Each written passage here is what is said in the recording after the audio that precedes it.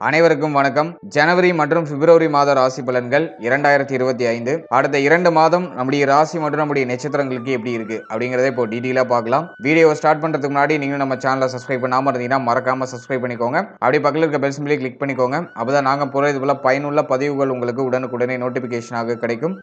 இப்போது 3வது ராசி மிதுனம். மிதுன ராசிக்கு இந்த ஜனவரி மாதம் எப்படி இருக்கு அப்படின்னு பார்த்தோம்னாக்கா, இந்த ஜனவரி மாதத்துல பிளானட்டரி பொசிஷன்லாம் அனலைஸ் பண்ணி பார்க்கும்போது நம்முடைய ராசிநாதன் 3 முக்கியமான இடங்கள்ல டிராவல் பண்ணிட்டு இருப்பாரு. அதாவது இந்த வருடத்துடைய ஆரம்பத்துல 6ஆம் இடத்துல இருப்பாரு. கரெக்டா 4ஆம் தேதி புதன் வந்து 7ஆம் இடத்துக்கு டிரான்சிட் ஆவாரு. அதே போல 28ஆம் தேதி அஷ்டமத்துக்கு டிரான்சிட் ஆவாரு. ஆக புதனை பொறுத்த வரைக்கும் முதல் 4 நாட்கள் கொஞ்சம் அன்ஃபேவரா இருப்பாரு. 4ஆம் தேதியிலிருந்து 28ஆம் தேதி வரைக்கும் ரொம்ப ஃபேவரா இருப்பாரு. கேந்திரம் ஏறி இருப்பாரு.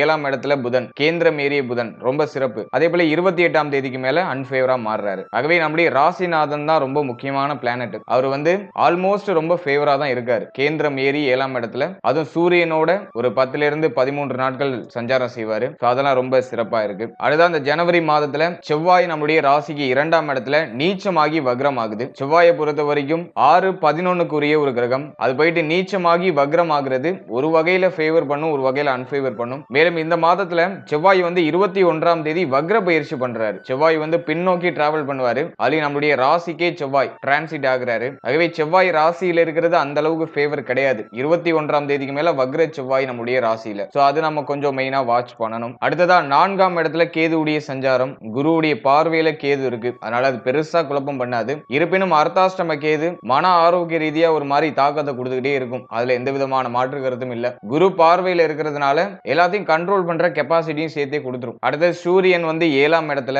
3ஆம் அதிபதி 7ஆம் இடத்துல இருப்பாரு. முதல் 14 நாட்கள் சூரியன் கொஞ்சம் அன்ஃபேவரா இருப்பாரு. கரெக்டா 14ஆம் தேதி சூரியன் டிரான்சிட் ஆகி நம்மளுடைய ராசிக்கு 8ஆம் இடம் அப்படின்னு சொல்லக்கூடிய அஷ்டமத்துக்கு டிரான்சிட் ஆயிடுவாரு. பொதுவா சூரியன் அஷ்டமத்துல இருக்கிறது ஹெல்த் வைஸா ஒரு மாதிரி பாதிப்புகளை கொடுக்கும். இருந்தாலும் 3ஆம் அதிபதி அஷ்டமத்துக்கு வர்றது திடீர் விபரீத ராஜயோகம். அது நல்ல ஆக்டிவேட் ஆகுது. 3ஆம் அதிபதி அஷ்டமத்துல இருக்கும்போது திடீர்னு எதிர்பாராத வகையில நமக்கு நிறைய நல்ல மாற்றங்களை கொடுக்கும். அதே சமயத்துல ஹெல்த் வைஸா நம்ம கேர் எடுத்துக்கணும். அதுல எந்த விதமான மாற்று கருத்தும் இல்ல. அடுத்து சுக்கிரன் சனி கூட்டணி நம்முடைய ராசிக்கு 9ஆம் இடத்துல. சுக்கிரனை பொறுத்த வரைக்கும் நமக்கு பாதி சுபர் பாதி அசுபரா வந்துருவாரு. ஏன்னா 5-12க்குரிய ஒரு கிரகம் சுக்கிரன். அவரு போயிட்டு 9ஆம் இடத்துல இருக்கிறது ஒரு வகையில சிறப்பு. ஆனா சனியோட கூட்டணி வச்சிருக்காரு. சோ அதெல்லாம் நம்ம கொஞ்சம் மெயினா வாட்ச் பண்ணணும். சனி வந்து நமக்கு யோகாதிபதி அஷ்டமாதிபதி அப்படிங்கிற ரோல பிளே பண்ணும். பாதி சுபர் பாதி அசுபர். சோ இந்த 2 கிரகமும் டாமினேட் பண்ணிட்டே இருக்கும். நீ நல்லது பண்றியா, நான் நல்லது பண்றனா அப்படிங்கிற மாதிரி கொஞ்சம் போட்டி போட்டுக்கிட்டு நல்ல விஷயங்களை பண்ணும். இருப்பினும் சனி சுக்கிரனுடைய கூட்டணி அப்படிங்கிறது சில விஷயங்களை நம்ம கவனம் செலுத்திக்கணும். குறிப்பா வந்து 5ஆம் இடத்துக்குரிய அந்த காரகத்துவங்கள்ல கவனமா இருக்கணும். குழந்தை பாக்கியம், பிள்ளைகள் சார்ந்த விஷயம், பூர்வீக சொத்து,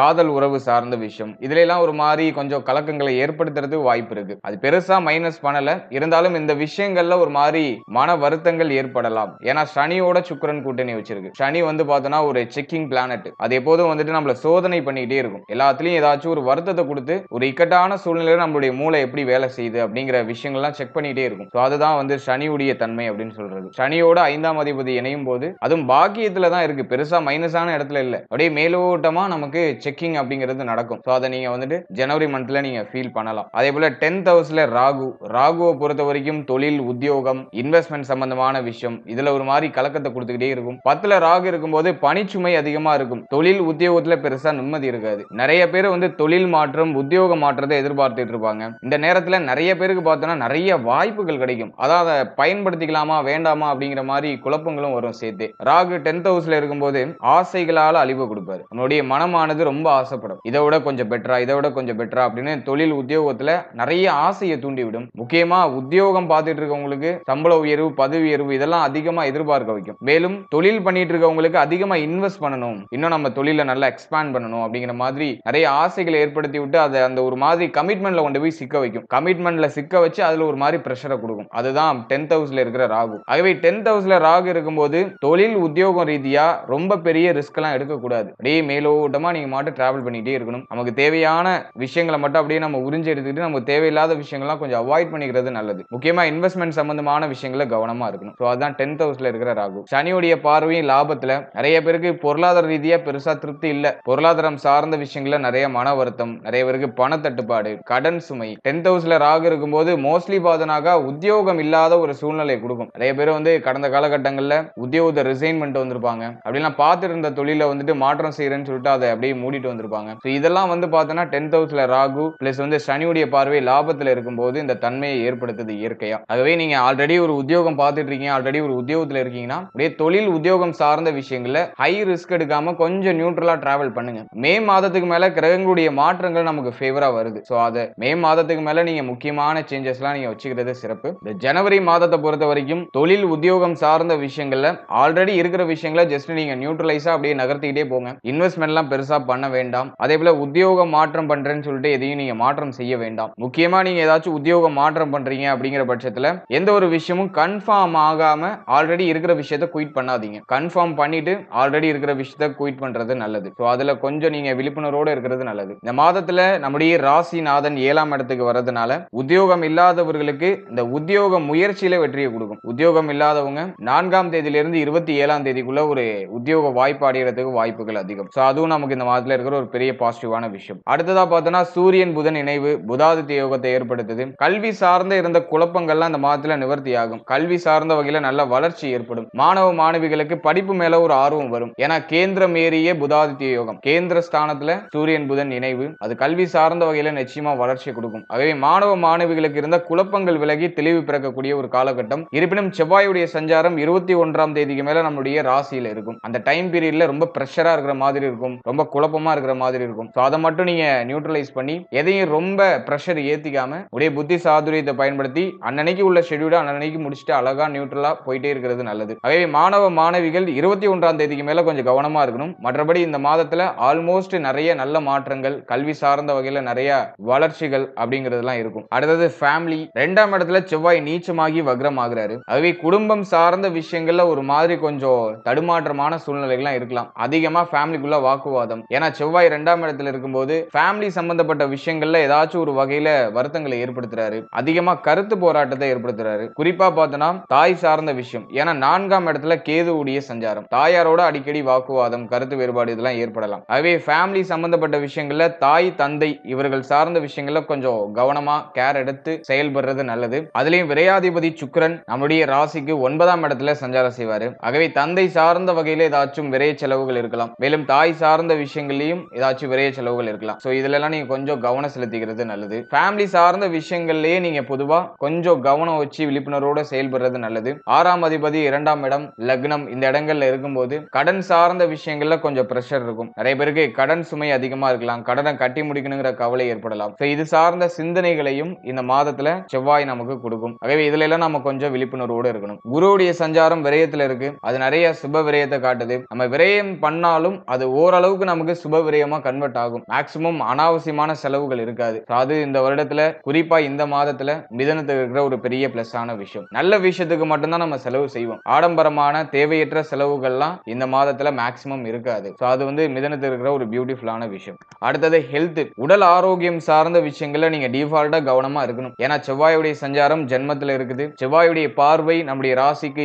7, 8 இந்த இடங்கள்ல இருக்குது. எனவே இந்த மாதத்தை பொறுத்த வரைக்கும் ஹெல்த் வைஸா கொஞ்சம் அடிஷனலா நீங்க கொஞ்சம் கேர் எடுத்துக்கிறது நல்லது. ஏன்னா வந்துட்டு சூரியனுடைய சஞ்சாரமும் அஷ்டமத்துல இருக்கும். இது வந்து உஷ்ணாதிக்க சம்பந்தமான பிணிகள். செவ்வாயுடைய பார்வை நம்முடைய ராசிக்கு 8ஆம் இடத்துல இருக்கு அப்படிங்கிறதுனால ரத்தம் சார்ந்த பிணிகள், இதுல ஏதாச்சும் ஒரு விதமான உடல் ஆரோக்கிய பிரச்சனைகளை ஏற்படுத்தலாம். மேலும் இந்த வயிறு சம்பந்தப்பட்ட விஷயம், நம்முடைய கழிவு நீக்க உறுப்புகள் சம்பந்தப்பட்ட விஷயம், இதுல எல்லாம் கொஞ்சம் கவனமா கேர் எடுத்துக்கணும். நிறைய பேருக்கு இந்த செரிமான பிரச்சனை இந்த மாதத்துல ஏற்படலாம். ஏன்னா வந்துட்டு சூரியனுடைய சஞ்சாரம் 7, 8 இந்த இடங்கள்ல இருக்கு. ஆகவே செரிமானம் சார்ந்த விஷயங்கள்ல ஒரு சில குழப்பங்கள் ஏற்படலாம். அதே போல இந்த மூட்டு, கால் பகுதி இந்த இடங்கள்ல வலிகள் அதிகமா இருக்கலாம். ஏன்னா ராகுடைய சஞ்சாரம் 10ஆம் இடத்துல. இதுல எல்லாம் நம்ம கொஞ்சம் கவனம் செலுத்திக்கிறது நல்லது. உடல் ஆரோக்கியம் மட்டும் இல்லாம மன ஆரோக்கியத்திலும் நம்ம கொஞ்சம் எக்ஸ்ட்ரா கேர் எடுத்துக்கணும். ஏன்னா சிந்தனை ஓட்டம் இப்போ கொஞ்சம் அதிகமா இருக்கும். ஏன்னா செவ்வாயுடைய சஞ்சாரம் ஜென்மத்துல நம்முடைய ராசிநாதன் 6ஆம் இடம் பிளஸ் வந்து பார்த்தோம்னா 7ஆம் இடம் 8ஆம் இடம் இந்த இடங்கள்ல இருக்கும். கேதுவுடைய சஞ்சாரம் 4ஆம் இடம். இந்த காம்பினேஷன்லாம் வச்சு பார்க்கும்போது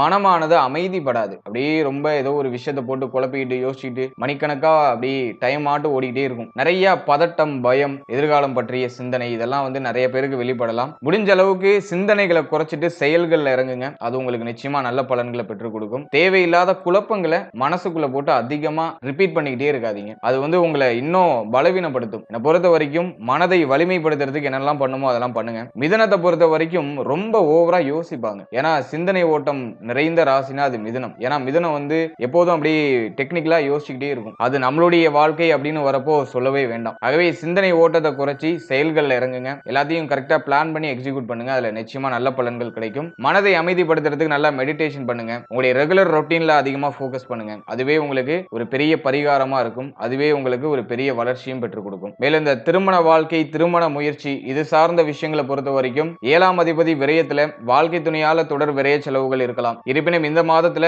7ஆம் இடத்துல புதனுடைய சஞ்சாரம் இருக்கு. வாழ்க்கை துணை சார்ந்த சிந்தனைகள் அதிகமா வந்துட்டு போகும். சூரியனுடைய சஞ்சாரம் 7ஆம் இடத்துல இருக்கு. வாழ்க்கை துணையோட மேக்சிமம் இந்த கருத்து போராட்டத்தை கொஞ்சம் அவாய்ட் பண்ணிக்கிறது நல்லது. அதிகமா வாக்குவாதம் பண்ணாம அவர்களை அனுசரிச்சு செயல்படுறதுக்கு ட்ரை பண்ணுங்க. மற்றபடி பெருசா குழப்பங்கள் இல்ல. ஆல்மோஸ்ட் நமக்கு ஃபேவரா இருக்கு. இருப்பினும் இந்த விரய செலவுகளை மட்டும் கண்ட்ரோல் பண்ண முடியாது. வாழ்க்கை துணை சார்ந்த விஷயங்கள்ல மருத்துவ செலவுகளோ அப்படிலாம் அவர்களுடைய தேவைகளை பூர்த்தி செய்யற விதமான செலவுகளோ ஏதோ ஒரு வகையான விரை செலவுகள் நிச்சயமா இருக்கும். அதுல எல்லாம் நீங்க கொஞ்சம் கவனம் செலுத்திக்கணும். ஓவராலா அந்த ஜனவரி மாதத்தை பொறுத்த வரைக்கும் மிதுன ராசிக்கு புதன் வலுத்திருக்காரு. புதன் வந்து கேந்திரம் ஏறுறதுனால பெருசா நெகட்டிவான விஷயங்கள் எதுவும் நடக்காது. அது நமக்கு இருக்கிற ஒரு பெரிய பிளஸ் ஆன விஷயம். இருப்பினும் 28ஆம் தேதிக்கு மேல அஷ்டமத்துல புதனுடைய சஞ்சாரம் இருக்கும். 28க்கு மேல எல்லா விஷயத்திலையும் கொஞ்சம் கவனம், பொறுமை, நிதானம் அப்படிங்கிறது இருக்கணும். குறிப்பா உங்களுடைய முடிவுகள் சம்பந்தப்பட்ட விஷயங்கள்ல கவனம், நிதானம் அப்படிங்கிறது இருக்கணும். மற்றபடி இந்த ஜனவரி மாதம் நமக்கு பல வகையான வாய்ப்புகளை கொண்டு வந்து சேர்க்கும். திடீர் விபரீத ராஜயோகத்தால பல வகையான வாய்ப்புகளை கொண்டு வந்து சேர்க்கும். இந்த வாய்ப்புகளை கரெக்டா யூஸ் பண்ணி நம்ம டிராவல் பண்ணோம்னாக்கா நிச்சயமா நல்ல வளர்ச்சிகளும் நல்ல மாற்றங்களும் நமக்கு கிடைக்கும். வாழ்த்துக்கள். மிதுனத்துக்கு இந்த பிப்ரவரி மாதம் எப்படி இருக்கு அப்படின்னு பார்த்தோம்னா, இந்த மாதத்துல பிளானட்டரி பொசிஷன்லாம் அனலைஸ் பண்ணி பார்க்கும்போது இந்த மாதத்துல ஃபர்ஸ்ட் ஹாஃப்ல செவ்வாய் நம்முடைய ராசியில வக்ரத்துல சஞ்சாரம் செய்வாரு. கரெக்டா 14ஆம் தேதி செகண்ட் ஹாஃப்ல வக்ர நிவர்த்தி ஆகுறாரு. சோ அதை நம்ம கொஞ்சம் மைனூட்டா வாட்ச் பண்ணணும். பொதுவா ஜென்மத்துல செவ்வாய் இருக்கிறது அந்த அளவுக்கு ஃபேவர் இல்ல. அது ஒரு மாதிரி சிந்தனை ஓட்டத்தை ரொம்ப ஸ்பீடா கொடுக்கும். ஏன்னா செவ்வாய் வந்து ஒரு விவேகமான ஒரு கிரகம். எதையுமே ரொம்ப ஸ்பீடா பண்ணணும் அப்படின்னு நினைக்கும். அடுத்தது 4ஆம் இடத்துல கேதுவுடைய சஞ்சாரம். குரு பார்வையில கேது இருக்கு. அதுல கேதுவுடைய பாதிப்பு பெரிய அளவுல இருக்காது அப்படின்னு நம்ம எடுத்துக்கலாம். அடுத்து அஷ்டமத்துல சூரியன் புதன் இணைவு. நம்முடைய ராசிநாதன் அஷ்டமத்துக்கு வந்துடுறான். சோ அதை நம்ம கொஞ்சம் மெயினா வாட்ச் பண்ணணும். கரெக்டா 11ஆம் தேதி புதன் பகவான் அஷ்டமத்திலிருந்து பாகியத்துக்கு டிரான்சிட் ஆயிடுவாரு. சனியோட போய் கூட்டணி வைக்கிறாரு. சோ அதை தொடர்ந்து பார்த்தோம்னா 27ஆம் தேதி புதன் மீண்டும் டிரான்சிட் ஆகும். அதாவது 27ஆம் தேதி பாகியத்திலிருந்து நம்முடைய ராசிக்கு 10ஆம் இடத்துக்கு டிரான்சிட் ஆயிடும். ராகுவோட போய் இணையும். அதே போல சூரியன் பார்த்தோம்னாக்கா மாதத்தோட ஃபர்ஸ்ட் ஹாஃப்ல அஷ்டமத்துல இருப்பாரு. செகண்ட் ஹாஃப்ல பாகியத்துக்கு டிரான்சிட் ஆயிடுவாரு. கரெக்டா 13ஆம் தேதி சூரிய பயிற்சி. சோ சூரியன் சனி கூட்டணி, அதுவும் பாகியத்திலேயே. சோ அந்த காம்பினேஷன் ஒன்னு வருது. அடுத்தது பார்த்தோம்னாக்கா சுக்கிரன் நம்மளுடைய ராசிக்கு 10ஆம் இடத்துல உச்சமா இருப்பாரு. ஆனா ராகுவோட இணைந்து இருப்பாரு. சுக்கிரனை பொறுத்த வரைக்கும் பாதி சுபர் பாதி அசுபர். அதாவது 12ஆம் அதிபதி பிளஸ் வந்து 5ஆம் அதிபதி ராகுவோட இணைந்து 10ஆம் இடத்துல இருக்காரு. சோ இந்த காம்பினேஷனும் அந்த அளவுக்கு ஃபேவரா தெரியல. இருந்தாலும் நம்ம ஓரளவுக்கு நம்ம அதை ஃபேவரா எடுத்துக்கலாம். ஏன்னா 5ஆம் அதிபதி உச்சம் ஆகிறது. இந்த பூர்வீகம் சார்ந்த விஷயம் இதுல எல்லாம் ஓரளவுக்கு நல்ல பலன்களை கொடுக்கும். இருப்பினும் ராகுவோட இருக்கிறதுனால எல்லாத்துலயும் ஒரு குழப்பம் இருக்கும். அதை மறுக்கவே முடியாது. சோ அந்த காம்பினேஷன் நம்ம கொஞ்சம் மெயினா வாட்ச் பண்ணணும். ஃபைனலா 12ஆம் இடத்துல குரு வக்ரத்துல இருப்பாரு. கரெக்டா 4ஆம் தேதி வக்ர நிவர்த்தி ஆகிறாரு. அதுவே குரு வக்ர நிவர்த்தி ஆகிறது, செவ்வாய் வக்ர நிவர்த்தி ஆகிறது. இந்த காம்பினேஷன்லாம் இந்த மாதத்துல ஒரு ஹைலைட்டான விஷயமா இருக்கு. இதுதான் இந்த மாதத்துக்கான கிரக நிலைகள். இப்போ இந்த பிப்ரவரி மாதம் நம்முடைய ராசி எப்படி இருக்கும் அப்படின்னு பார்த்தோம்னா, இந்த மாதத்தை பொறுத்த வரைக்கும் அஷ்டமம், பாகியஸ்தானம், அதே போல ஜீவனம் இந்த இடங்கள்ல புதனுடைய சஞ்சாரம் இருக்கும். புதன் வந்து இந்த மாதத்துல அந்த அளவுக்கு ஃபேவரா டிராவல் பண்ணல. ஏன்னா வந்து பாவ கிரகங்களோட இணைந்து கூட்டணி வச்சு சஞ்சாரம் செய்யறாரு. அல்லது 9-10ல புதன் இருக்கிறது நல்லது.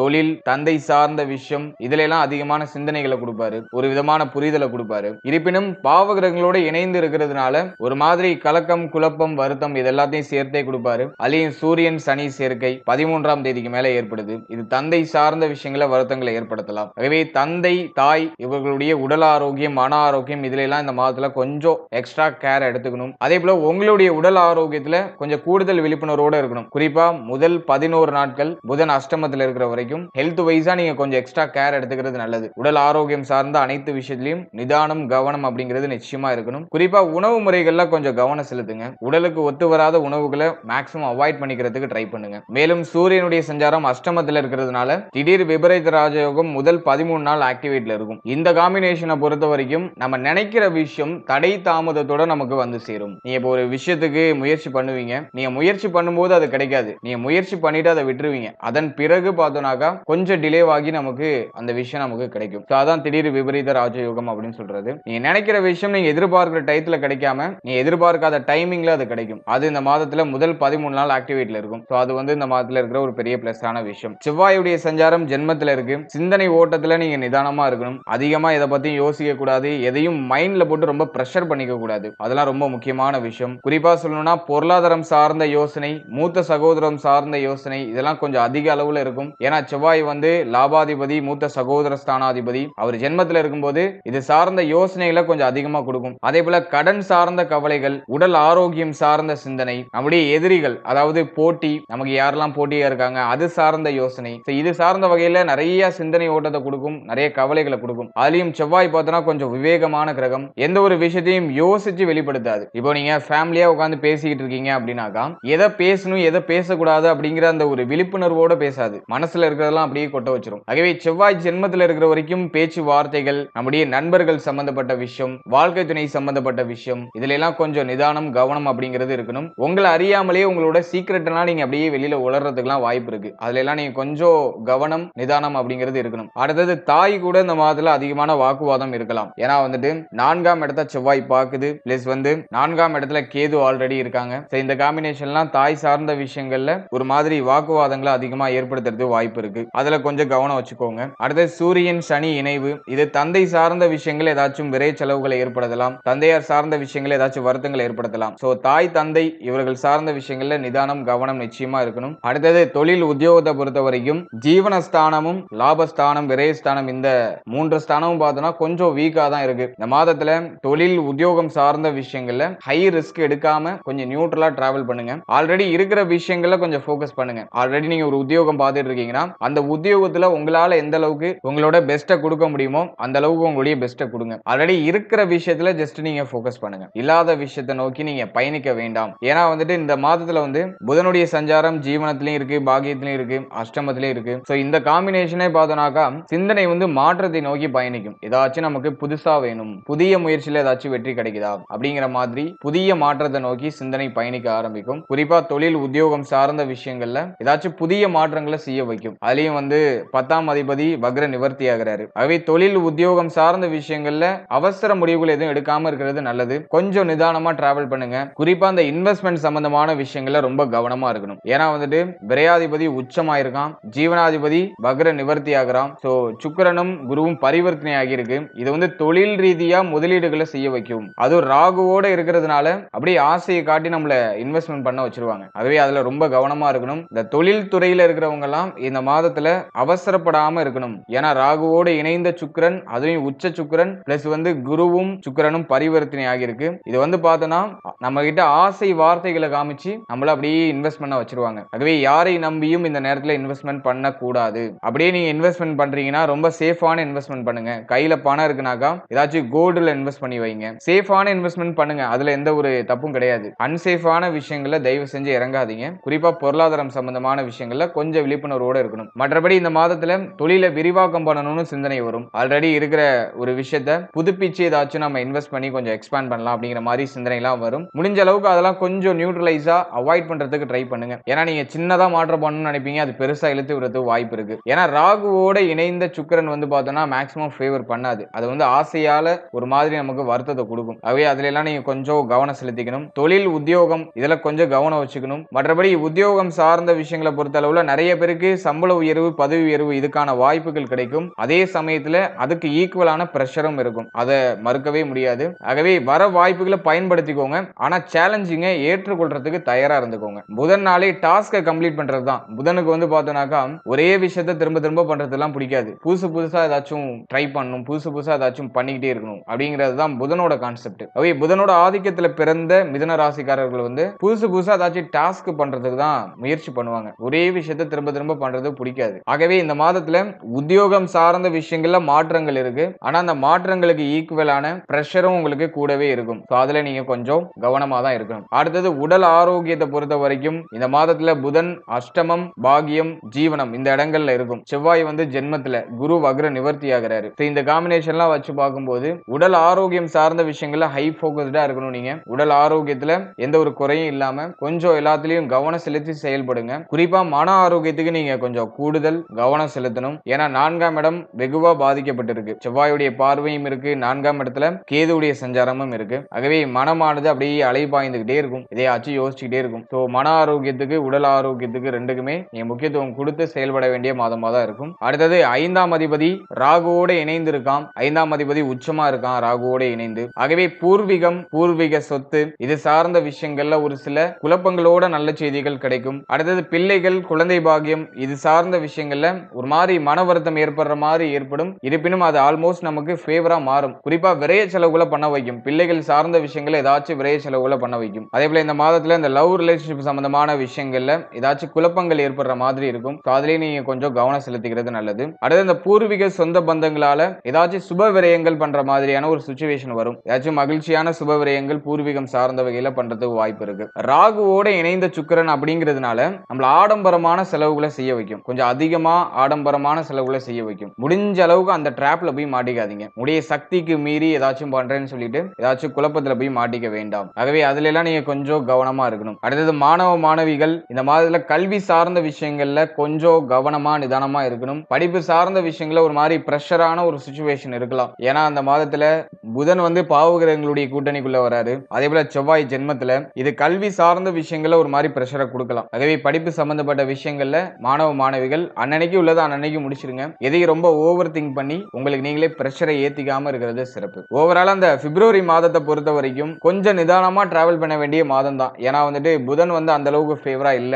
கேந்திரம் ஏறினாலும் அது பாவகிரகங்களுடைய கூட்டணியில இருக்கு. அதே போல வந்து திரிகோணம் ஏறினாலும் அந்த இடத்துல சனியோட கூட்டணி வருது. ஆகவே கொஞ்சம் நிதானமா கவனத்தோட செயல்பட வேண்டிய மாதம் தான். இருப்பினும் குரு வந்து விரயத்துல இருக்கிறதுனால அதுவும் வக்ர நிவர்த்தி ஆகிறதுனால நிறைய சுபமான மாற்றங்கள் அப்படிங்கிறது ஏற்படும். செலவு செய்து சுபமான மாற்றங்களை செய்யறதுக்கு ஏற்ற மாதமா இருக்கும். வாழ்த்துக்கள். இப்போ நீங்க இதுவரைக்கும் பார்த்த பலன்கள் எல்லாமே ஜஸ்ட் ஒரு கோச்சார பொது பலன்கள் தான். இந்த பலன்கள் எல்லாமே உங்களுடைய ஜனனகால ஜாதகத்தில் இருக்கிற கிரகங்களுடைய அமைப்பு மற்றும் தசாபுக்திகளின் அடிப்படையில மாறுபடுறதுக்கு வாய்ப்புகள் அதிகம். நம்ம குறிப்பிட்டு சொல்லணும்னாக்கா தசாபுக்தி ரொம்ப ஃபேவரா இருக்குனாக்கா கோச்சாரம் எவ்வளவு வீக்கா இருந்தாலும் உங்களுக்கு நல்ல பலன்கள் தான் கிடைக்கும். அதே போல தசாபுக்தி வீக்கா இருக்குனாக்கா கோச்சாரத்துல எவ்வளவு நல்ல பலன்கள் இருந்தாலும் அது உங்களுக்கு கொஞ்சம் மைனஸா தான் இருக்கும். ஆகவே தசாபுக்தியின் அடிப்படையில தான் நீங்க கோச்சாரத்தை புரிஞ்சுக்கணும். நீங்க வெறும் கோச்சாரத்தை மட்டும் பார்த்துட்டு எந்த ஒரு விஷயத்திலையும் ஒரு கன்க்ளூஷனுக்கு வர வேண்டாம். அதே போல கோச்சாரம் கொஞ்சம் மைனஸா இருக்குனாக்கா அதை நினைச்சு நீங்க கவலைப்பட வேண்டாம். கோச்சாரம் அப்படிங்கிறது மாத கிரகங்களுடைய சஞ்சாரம் எப்படி இருக்கும் அதை பொறுத்து சாஸ்திரங்கள் என்ன சொல்லியிருக்காங்களோ அதை அப்படியே எக்ஸ்பிளைன் பண்ணிருக்கோம். இது உங்களுடைய ஜனனகால ஜாதகத்தில் நடக்கிற தசாபுக்திகளுக்கு ஏற்ப நிச்சயமா மாறுபடும். ஏன்னா ஒருத்தருடைய தசாபுக்தி ஒரு வேவ்லென்த்ல இருக்கும். ஒருத்தருக்கு யோக தசை நடக்கும், ஒருத்தருக்கு அவயோக தசை நடக்கும், ஒருத்தருக்கு ஒரு நியூட்ரலான தசை நடக்கும், பாதி சுபம் பாதி அசுபம் அப்படிங்கிற மாதிரியான கலவையான தசை நடக்கும். இந்த காம்பினேஷன்லாம் நிறைய இருக்கு.